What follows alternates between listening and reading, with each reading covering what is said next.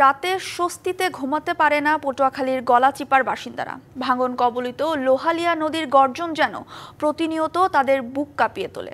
কলাগাছিয়া ইউনিয়নের ২ নম্বর ওয়ার্ডে বশির হাওলাদারের বাড়ি থেকে মনির শিকদারের বাড়ি পর্যন্ত যত ঘরবাড়ি রয়েছে সবগুলোই যেন এক অনিশ্চিত যাত্রায়, নদীর গর্ভে বিলীন হওয়ার শঙ্কায়।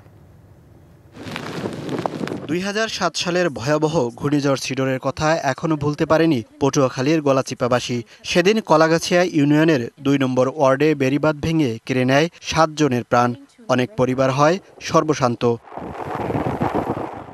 এলাকার মানুষের বড় প্রত্যাশা ছিল উঁচু বেড়িবাঁধ, কিন্তু ১৭.৫ বছরেও তা বাস্তবায়ন হয়নি। এলএমই সার্টিফাইড বিশ্বসেরা কপারে তৈরি ওয়ালটন কেবলস, যা আপনার স্থাপনাকে রাখবে সব সময় নিরাপদ।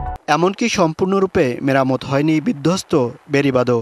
এখনো যে অবস্থায় আছে তাতে রাতে ঘুমালে আমরা স্বপ্নে দেখি আবার বন্যা আসতেছে।